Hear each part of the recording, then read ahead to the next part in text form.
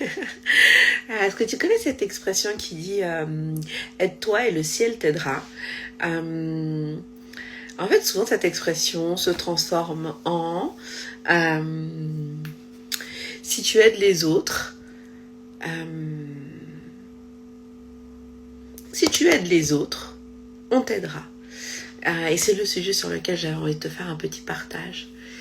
On est dans une société avec des croyances autour de l'amour, autour de ce que c'est que l'amour, c'est-à-dire qu'on est persuadé que quand on aime, on doit aider l'autre. Si on aide l'autre, ben, l'autre nous aidera. Et que ça, c'est en fait la définition de l'amour. Si j'aide, tu m'aideras. Et c'est donnant-donnant. Donc, ce qui fait que parfois, on va aider les personnes. Donc, parfois, on va pas aider les personnes de manière naturelle, mais plutôt avec une intention derrière qui est je t'aide, comme ça tu m'aideras. Ce qui fait qu'on arrive à un moment où la perception de l'amour, hein, en fait, inconditionnel, qui devrait être en fait la base, est entièrement conditionnée pour tout. C'est-à-dire que si je veux qu'on m'aime, bah, je vais aider. Si je veux être aidée, je vais aider. Et en fait, je vais finalement pas aider naturellement, comme ça, parce qu'en fait, l'aide vient normalement naturellement, sans attendre un retour de la personne. Ce qui fait que, en fait, on finit par être persuadé que la preuve de l'amour d'une personne, c'est quand une personne se soucie de nous, c'est quand une personne vient nous sauver, c'est quand une personne ouvre une espèce de grande pitié pour nous, comme une espèce d'ouverture qui dit oui, je serai là pour toi, parce que c'est ce que tu attends de moi. Et finalement, on n'est plus du tout dans l'amour pur, l'amour simple, on est vraiment dans le donnant-donnant, dans les attentes et dans la pression qu'on peut mettre envers l'autre. Et parfois, c'est là où tu crées des ouvertures pour des personnes qui sont manipulatrices, parce que ces personnes-là, finalement, elles vont se conformer, porter un masque pour correspondre à ce que tu attends de la personne en face. Donc, toi, tu vas avoir l'impression que waouh, tu as trouvé l'homme qui te correspond, la femme qui te correspond, parce qu'elle répond en tout point. Elle correspond en tout point à tes attentes, mais en réalité, ce qu'elle fait, c'est juste simplement répondre à ce que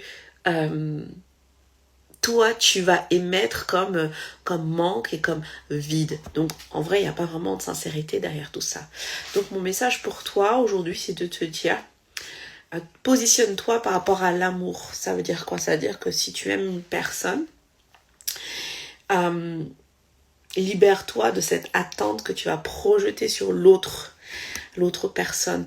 Libère-toi de tous ces carcans ou tous ces lignes qui te disent l'amour doit être comme ceci, l'amour doit être comme cela. Sois vraiment dans ton naturel. Et libère-toi de toutes ces croyances. Il y a aussi un point sur oui, l'amour ne doit pas faire mal. Si j'ai mal, c'est que c'est pas de l'amour. Si la personne m'aime vraiment, elle va faire pour moi aussi. En fait, quand tu te mets dans ça, dans la projection d'une attente ou dans la projection de concept, tu n'es plus justement dans cet amour véritable. Quand tu sors en fait de ces lignes, de ces projections que tu te fais, pour être dans quelque chose de plus simple, de plus naturel, de plus authentique, là tu es dans l'amour. Et parfois cet amour, il n'est pas si facile à accéder que ça. Ça veut dire que souvent, on a toutes les couches de toxicité, de blessures qui sont au-dessus de l'amour et qui parfois dans des relations prennent le pas. Je te donne un exemple de relation, là je donne souvent des relations hommes-femmes. Je vais te donner un exemple de relation parent-enfant. Par exemple, une relation par rapport à une mère qui a beaucoup souffert dans son enfance, qui justement a fait des enfants en se disant je vais les aimer, mais qui finalement attend une espèce de réparation de sa propre enfance dans sa relation avec ses enfants. Et puis en mettant cette pression sur ses enfants, elle se rend compte qu'en fait ses enfants ne lui rend pas ou ne lui donne pas ce qu'elle attend, c'est-à-dire ce qu'elle n'a pas reçu de ses propres parents, de sa propre mère, qui est occupe-toi de moi, montre-moi ton amour par des gestes d'affection.